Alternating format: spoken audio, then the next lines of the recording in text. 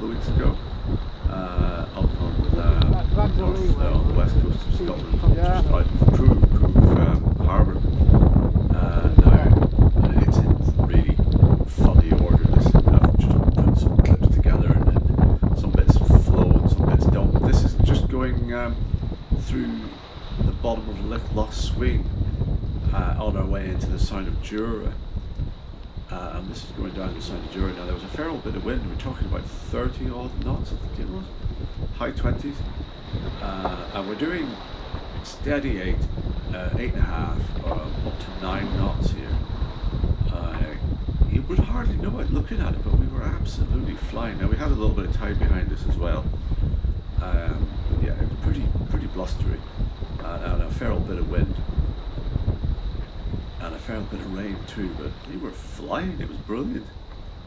On our way down the Sound of Jura towards Crinan, so that bit of land you can see just off in the distance is Jura, and we just come out of Loch Sween from Tayvallich actually, and got through the area with the islands, and we were just down the Sound of Jura. And this is when we finally got to Crinan. In fact, I think this might have been the next day, because the weather's an awful lot better. The wind had dropped, and that's us there. There above the, I think it was a Rival. That is a smaller boat, Rival 31 or 34. I'm not sure. And then the next boat along is ours, which is an Elan Impression 434. That's another shot of the moorings at Crinan. Now there's a couple of really nice places. There's a Crinan hotel, which we couldn't actually get a table at because it was all booked up, but then there was a nice bar just around the corner. And that's a shot of just the area, the bay around Crinan. And there's a rock there. Can you see that little island? Tiny little island you've got to be careful of. It's pretty well marked though, nothing to worry about. Yeah, brilliant place. There's Rogie coming in with his thingy just to take us all to the pub. There's us waiting to get around to the pub. It was only like a couple of 100 metres. There's a little pierhead just down by where the Crinan boatyard is. And then, yeah, he was the ferryman for us and taking us to the pub. So it's brilliant. Yeah, that's the boat. Really nice 44 footer, 13.4 metres. Quite performance oriented actually, but can you see the way the mooring ball, the strop is quite short. We couldn't get it over the stem fitting. We had to put it all over the side, and we'll just be really careful with that, because obviously it could rub on the side of the boat, because the strop on the mooring buoy was a wee bit short. So yeah, that was a bit of a problem. Worked out fine though, but yeah, we tried to get it through the stem head fitting with the bow fitting, and we couldn't get it through the roller fitting, so we had to just put it over the side and protect it as much as we could. Worked all right.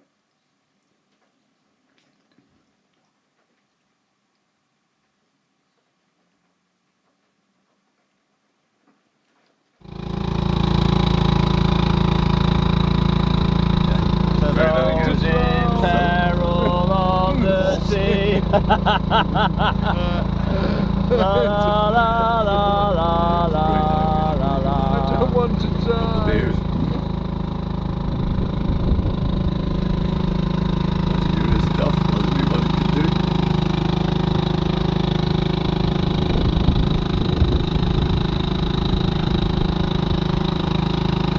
Actually, those Rival 34, they look a bit dated, don't they? Yeah, so this is a bit disjointed. That's actually Tayvallich, which is just a lovely little place. Really bomb-proof harbour. It's like it's almost totally sheltered from all directions. That's a boat. We don't normally get on to the end of the finger pontoon. It's just this was going on obviously well into the end of the season. So we were able to get up onto the pontoon, which just makes it a bit easier for getting to the pub, the restaurant, which is not that far away. Otherwise, would have been on a mooring ball, which again is fine. And yeah, for some reason, There's a wind. this is the last day actually. This is heading out from Crinan back up towards Croabh, and we're just making our way, dropped the mooring ball, and we're off through Doris Moor, tidal gate. It was fine on the way back, but on the way out, both times obviously we were going with the tide, but it was no issue at all. I think this might have been the day. Is this the day we went through? Or is this the day we ended up going up the side of Jura into the entrance to Loch Swede? And that was excellent because it's not too bad there, but swells did build. And I think about the land 434, you do need to balance your sails. I think we went for a while having reefed the jib. We hadn't reefed the main enough. It's not balanced, it was all over the place. And then when we took it a slab of the mainsail, it just, everything felt so much better, you know. It felt like an absolute train. We hadn't quite done it, it sounds obvious, but we hadn't quite managed to work out at that stage. Get away with a few rules of the jib and leave it at that, actually not doing it balance it, because it is quite a